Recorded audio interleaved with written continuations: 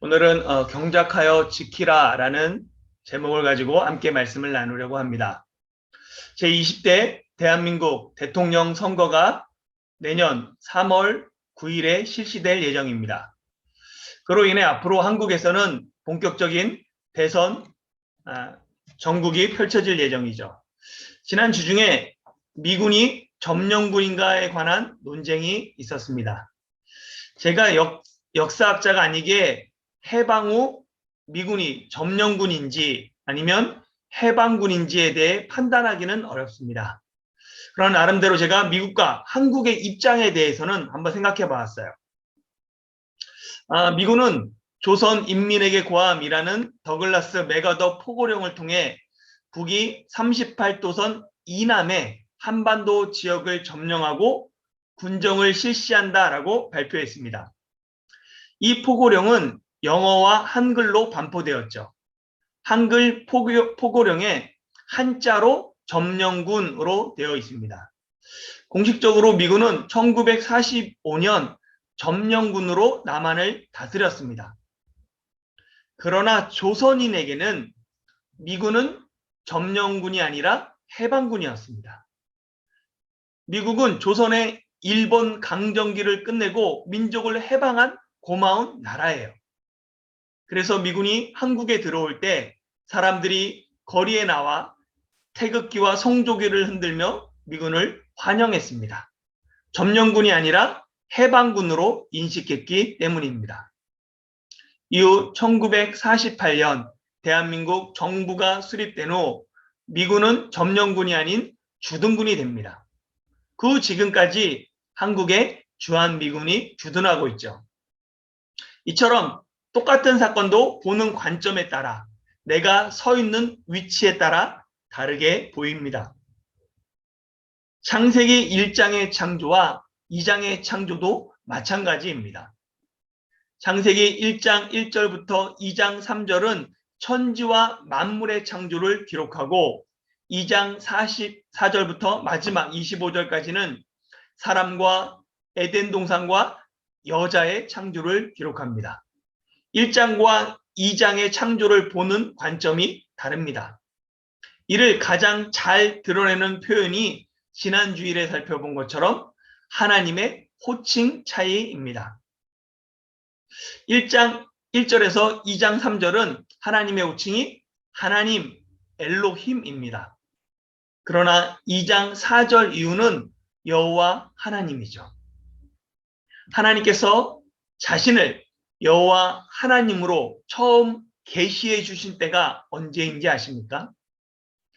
여호와 하나님은 창세기 2장 4절에 처음 기록되었지만 하나님이 여호와로 계시한 것은 출애굽기 3장입니다. 하나님이 호렙산의 떨기나무 불꽃 가운데서 모세에게 나타나셨습니다. 하나님은 모세에게 내가 너를 보내어 이스라엘 자손을 애굽에서 인도하여 낼 것이다 라고 말씀하세요. 그랬더니 모세가 하나님께 묻습니다. 내가 이스라엘 자손에게 가면 너희 조상의 하나님이 나를 너희에게 보내셨다라고 말하면 그들이 분명히 물을 것입니다. 그의 이름이 무엇이냐? 라고 물었을 때 나는 그들에게 무엇이라고 말해야 합니까?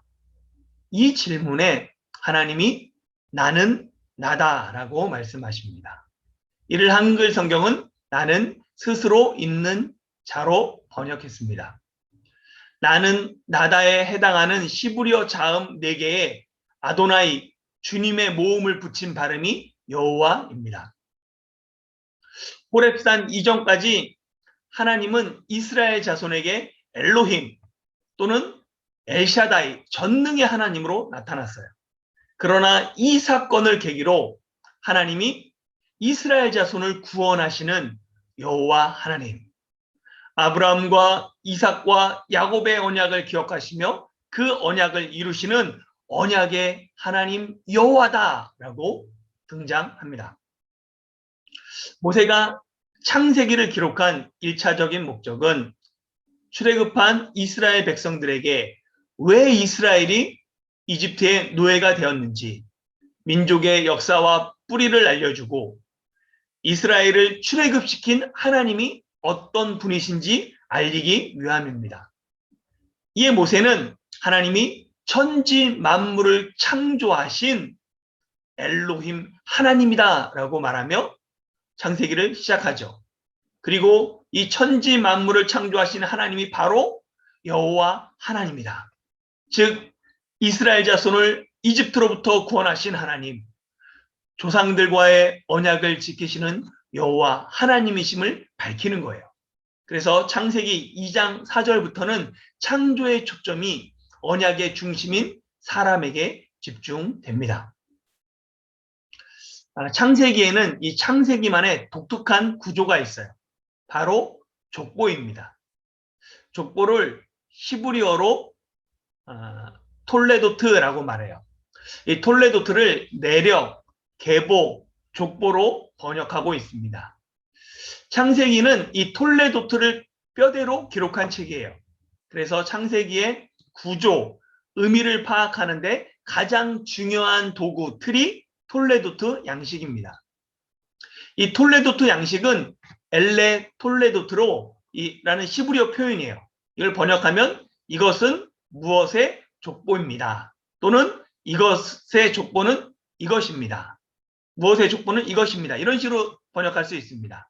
그래서 창세기에만 톨레도트가 10번 등장합니다. 이를 제가 표로 만들어 보았습니다. 보시면 창세기 2장 4절에 이것이 천지가 창조될 때 하늘과 땅의 내력이니, 이 내력이 톨레도트입니다. 그러니까 이것이 톨레도트다라고 말하죠.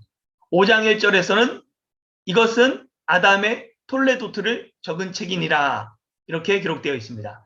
6장 9절은 이것이 노아의 톨레도트다, 족보다라고 말하죠. 이런 식으로 10개가 모두 되어 있어요.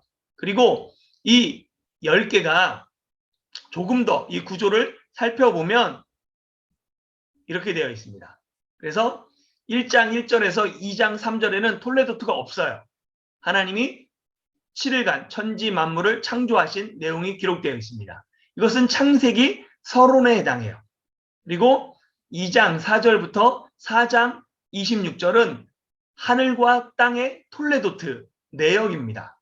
이야기 중심으로 되어 있어요. 그래서 아담과 하와를 만드시고 가인과 아벨 이야기, 그리고 새로운 씨, 셋을 준 이야기까지가 여기에 기록되어 있습니다. 그리고 5장 1절부터 6장 8절까지는 아담의 톨레도트, 아담의 족보라고 해서 아담의 족보가 기록되어 있고 짧은 이야기, 하나님의 사람들이 타락한 이야기가 기록되어 있어요. 그리고 이어서 바로 6장 9절부터 9장 29절까지는 노아의 족보, 톨레도트가 되어 있습니다. 노아의 이야기가 펼쳐지죠. 10장 1절부터 11장 9절까지는 노아의 세 아들이었던 셈, 함, 야벳의 톨레도트, 족보와 그 다음에 바벨탑도 짧은 이야기, 반역한 이야기가 되어 있고, 그 다음에 11장 10절부터 26절은 셈의, 그 중에서도 셈의 족보가 기록되어 있고, 11장 27절부터 25장 11절은 데라의 톨레도트, 이 데라의 톨레도트는 아브라함 이야기입니다. 그래서 아브라함 이야기가 되어 있고, 그 다음에 그 격가지인 이스마엘의 톨레도트가 25장 12절에서 18절까지 족보로 되어 있고, 그 다음에 아브라함에 이어서 이삭의 톨레도트가 이야기로 25장부터 35장까지 기록되어 있죠. 그 다음에 그 격가지로 다시 에서의 톨레도트가 나오고, 주요 이야기 야곱의 톨레도트가 37장 2절부터 50장 26절, 여기는 요셉을 포함한 이야기가 길게 기록되어 있습니다. 그래서 이걸 전체를 보면 구조가 이렇게 되어 있구나 한눈에 들어오는 거예요. 창세기는 천지창조 서론으로 아담과 땅의 톨레도트, 아담 이야기, 그리고 노아, 아브라함, 이삭, 야곱과 요셉의 이야기로 흘러가는, 이어지는 구조로 되어 있습니다. 그러니까 주요 인물들이 긴 이야기로 되어 있고 그 중간중간에 짧은 족보가 끼어있는 구조입니다. 이 창세기의 톨레도트가 신약성경 마태복음 1장 1절로 이어져요. 아브라함과 다윗의 자손 예수 그리스도의 게보라로 이어집니다. 창세기에서 시작한 족보가 예수 그리스도의 계보로 이어질 때 감동이 있어요. 구약에서 신약으로 넘어갈 때 떨림이 있습니다. 이 구약의 모든 족보들은 예수 그리스도로 규결됩니다. 그리고 예수 그리스도로 규결된 이 족보가 요한계시록에 하나님 나라의 생명책으로 이어져요. 오직 어린 양의 생명책에 기록된 자만이 하나님의 나라에 들어갈 수 있다라고 21장은 요한계시록 21장은 이야기합니다.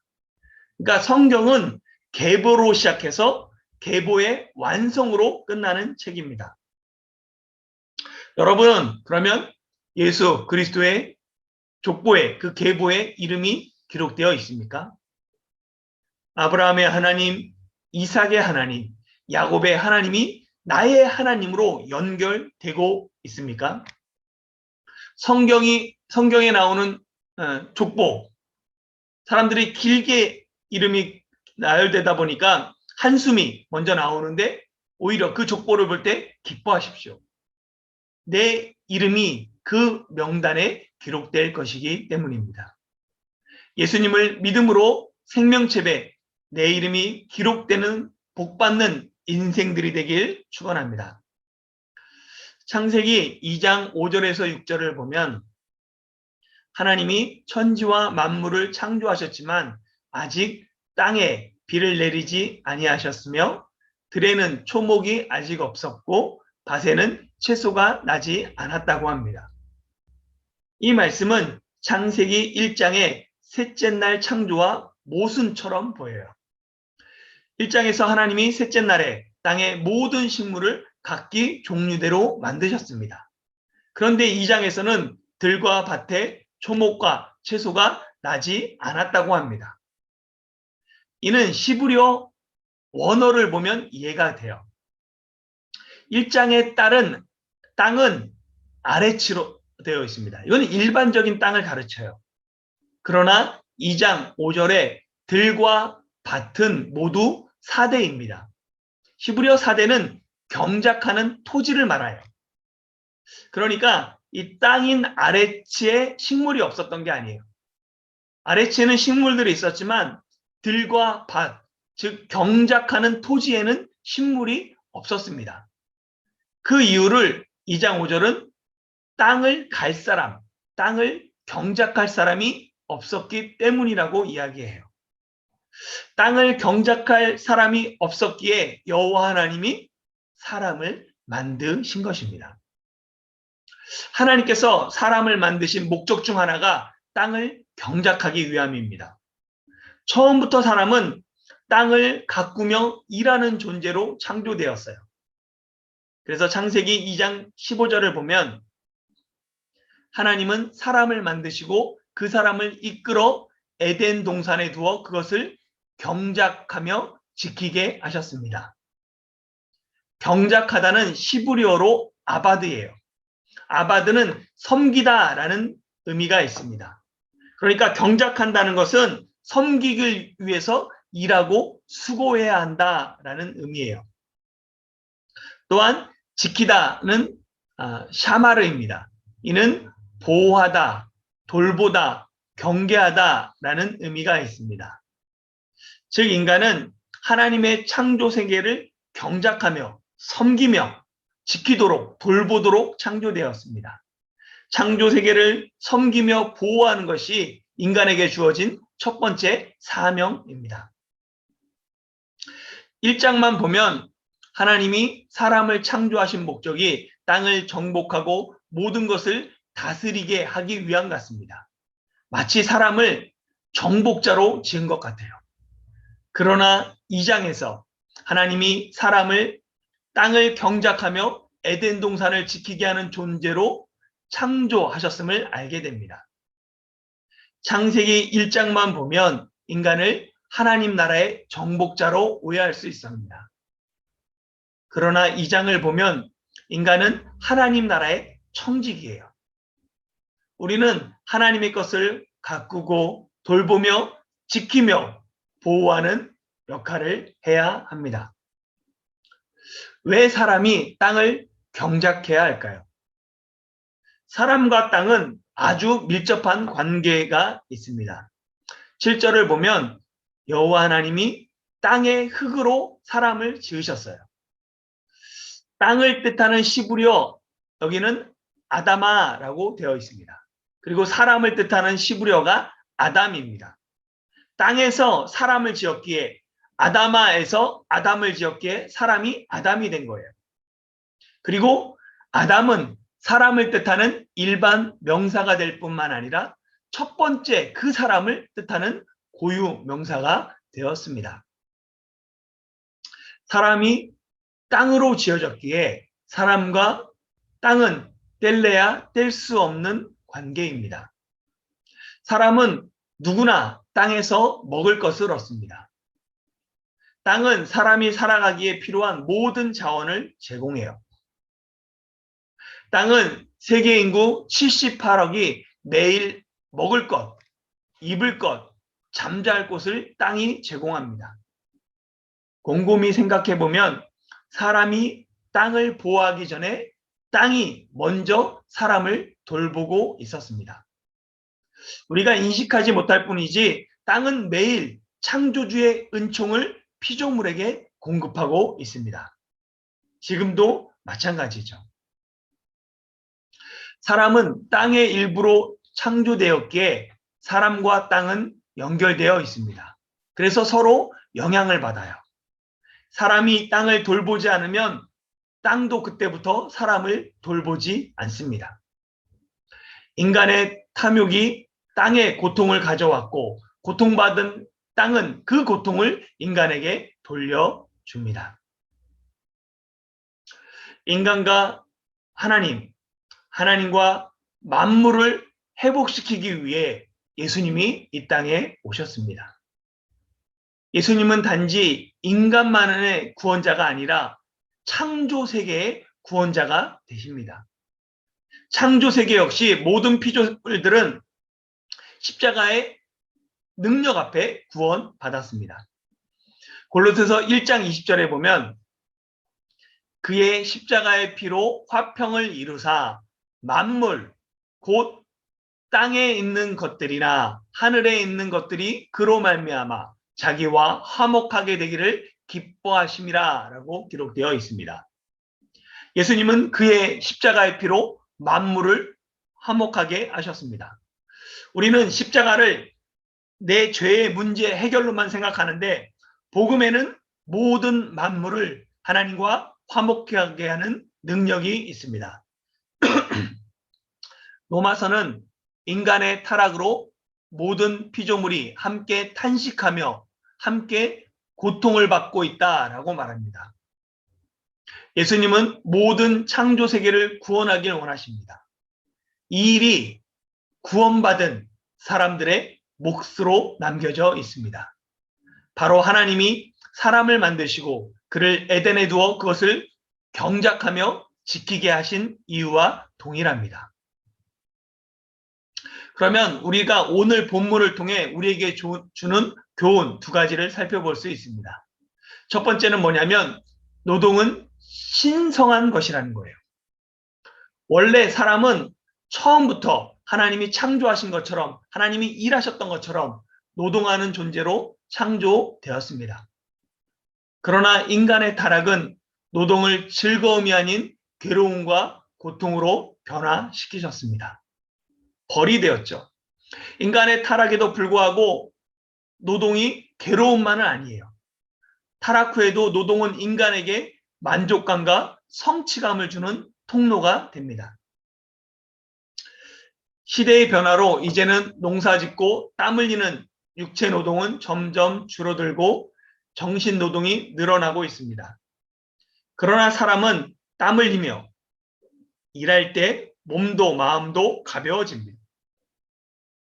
일은 사람을 괴롭게 하고 피곤하게도 하지만 또한 일은 사람에게 새로운 힘을 공급하며 보람을 느끼게도 합니다.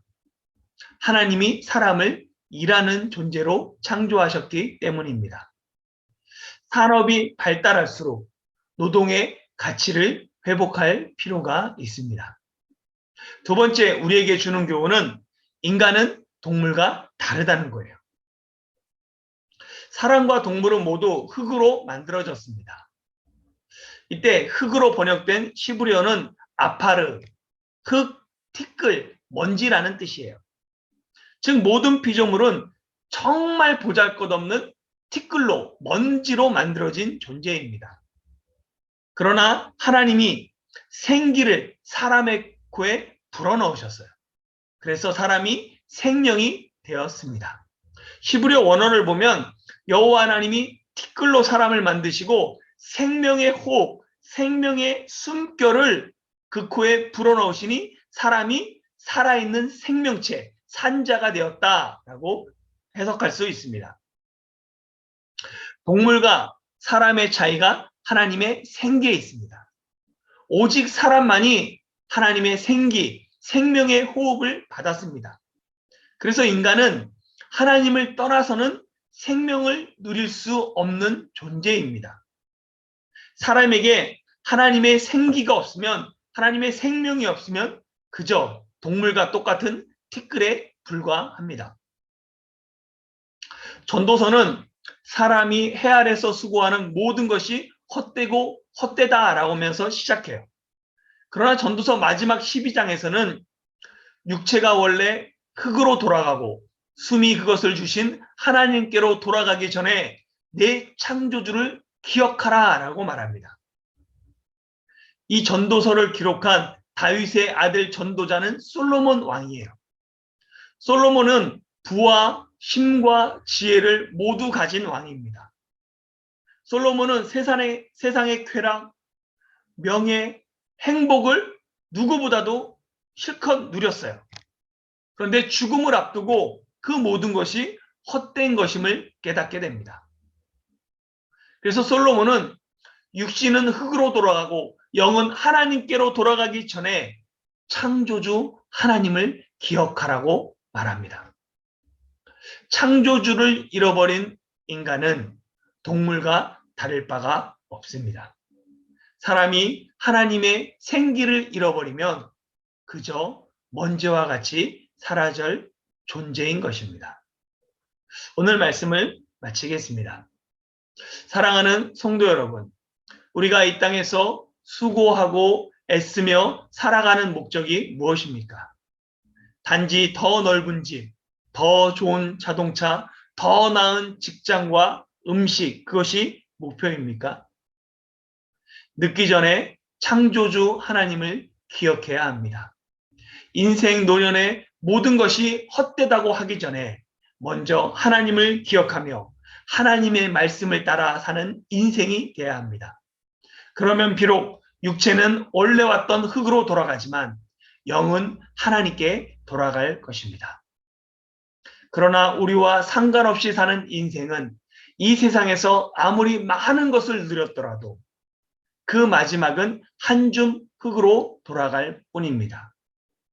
그렇게 오늘도 우리의 호흡을 붙들고 계시는 하나님께 감사하며 겸손히 하나님께서 맡기신 삶의 자리에서 땀 흘리며 수고하는 저와 여러분이 되시길 예수님의 이름으로 축원합니다.